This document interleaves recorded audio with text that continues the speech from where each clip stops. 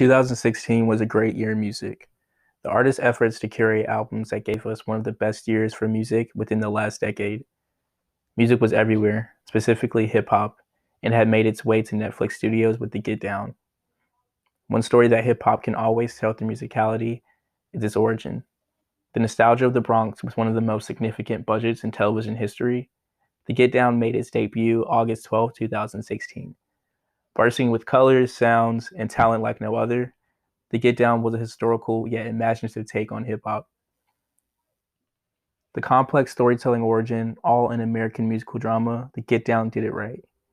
It showed why hip-hop is one of America's most significant innovations, specifically Black America. The story is based as much around the scenery as it is the main characters, and the two main characters, Ezekiel Brooks Figaro and Mylene Cruz, adequately display the youthful spirit of a young couple learning about the world around them, the players involved, and the music that drives their passions. But you also make me calm. Real calm. Calm almost like how God must be calm, you know, Mylene? Calm from loving. I love him. Mylene, I love him. The name of the series is The Birth of Sampling. Hip-hop is a culturally dominating global force, yet still it's made in America right there in the Bronx. The Get Down gets that just right. The Get Down is a documented cultural reset.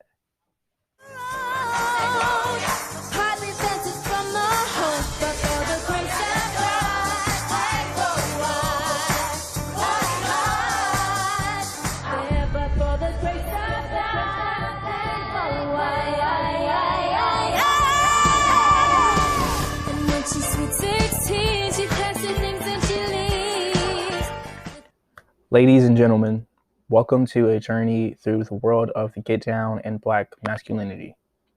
Join me as I explore the impact of this iconic show and delve into the complex and diverse representations of Black masculinity in popular culture. So sit back, relax, and get ready for an insightful and thought-provoking analysis of the power of representation on screen.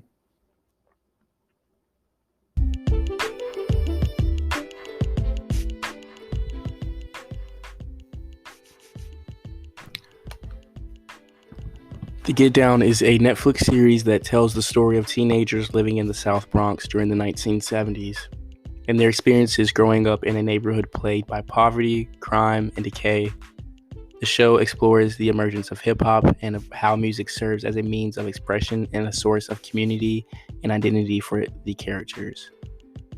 The show's call to purpose may be to illustrate the cultural and social history of the South Bronx during the 1970s, particularly the emergence of hip-hop and the challenges faced by the community. It also aims to showcase the resilience and creativity of the characters who navigate the complex social dynamics of their environment and use their talents and passions to create something meaningful and beautiful. Another aspect of the call to purpose can be to challenge the stereotypes and representations of Black men and people of color in media and society. The show provides a nuanced and complex portrayal of Black masculinity, which challenges the stereotypes and representations of Black men in mainstream media and culture. Additionally, the series also serves to shed light on the complexities of the political and social context of the 1970s and how it shaped the characters' experiences.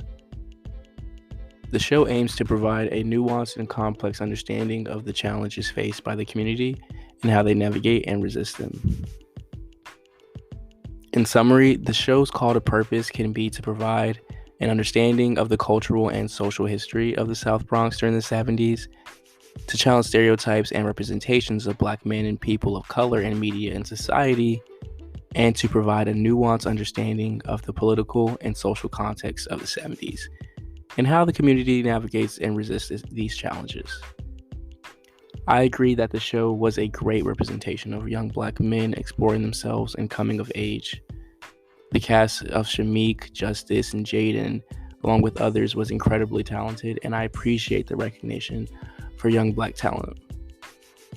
The representation was spot on for Gen Z and the show had a unique and powerful impact. I think that it was a brave move for Netflix to air such a groundbreaking and impactful show, and it definitely showcases their commitment to diversity and representation in media.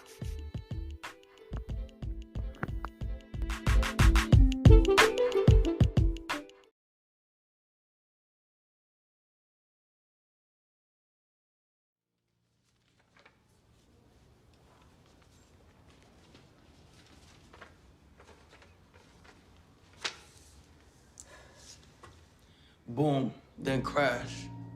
The shattering of glass. I dived to the floor, busted my ass. The hell was that? Was all that I said. Then I seen the pool of blood. Then I seen my mom's was dead. No emotion in the commotion, I wasn't even sad, even when I learned that the bullet was meant for my dad. Vietnam made Pops crazy, he was already half dead, so why couldn't it have been him that they shot in the head? All the news that fit to print. Mama's death went unreported, not a whiff word of him. They don't care about us niggas is how my pops explained it. But I didn't know I was a nigga until my dad proclaimed it. 6 months later, my pops was dead too. Drug-related shots fired, his skin turned cold blue. On the news that night, the president's wife got a new hairdo. The news guy said, I like it, how about you? No word about my pops in the poster on CBS. Why was that, you ask? Take a fucking guess. And yeah, why is that? Is what politicians should be asking. But who's got time for questions when y'all skiing up on Aspen? Bros get gunshots to the head and all y'all swerving us is Aspen. My mama was so lovely, she would've made your head spin. Level the playing field and y'all would see who will really win. And yeah, I got anger. But I don't let it take me down, cause my mama taught me better. During the 1970s, mainstream media often portrayed Black masculinity in a stereotypical and one-dimensional way. Black men were often shown as hyper-masculine, aggressive, and dangerous, and were often associated with crime and poverty. These stereotypes were reinforced by popular films, television shows, and music of the time that depicted Black men as thugs, pimps, and criminals. There was a minimal representation of joyous, nuanced, and multidimensional depictions of Black men in media during the 1970s. In contrast, the Black Power movement emerged in the late 1960s, encouraged the representation of Black masculinity as strong, powerful, and unapologetically Black. This movement sought to challenge the negative stereotypes of Black men and promote a positive image of Black masculinity. However, this representation of Black masculinity was not often seen in mainstream media during the 1970s and was primarily found in independent and underground media outlets.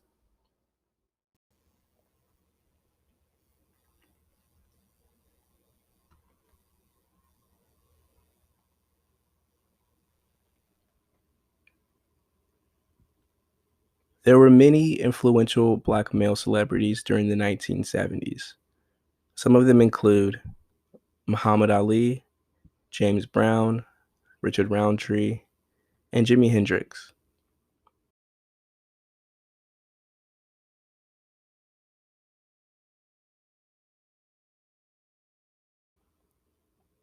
Muhammad Ali was a boxer and civil rights activist who was one of the most famous and iconic figures of the 1970s. He was known for his skill in the ring, as well as his outspoken political views and his opposition to the Vietnam War.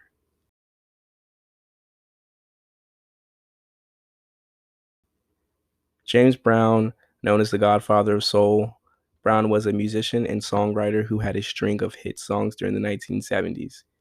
He was also a civil rights activist and used his platform to speak out on issues of race and poverty. Gone was the trademark pompadour. In was the afro. This is the idea of us getting together, an idea of keeping the money into the Black community. If we can keep the turnover going, then we shall overcome. Only if we all come over. He realized his power. He saw his power. He saw his influence. He discovered that he was somebody. By 1969, the majority of the Black activist leaders had been eliminated, jailed, assassinated, marginalized. one of the few spokespersons for the black community was James Brown. When you see him on... Richard Roundtree, he was an actor and star of the iconic film Shaft, which was released in 1971. The film was notable for its portrayal of a black detective as the main character, and Roundtree became a symbol of black masculinity and empowerment for many people. Lastly, Jimi Hendrix, who was an American musician, singer, and songwriter, who was considered one of the most influential guitarists of all time.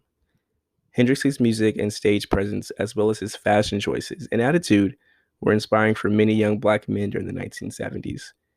These are some of the most prominent examples, but there were many other influential black male celebrities during the 1970s who contributed to the cultural and political landscape of the time.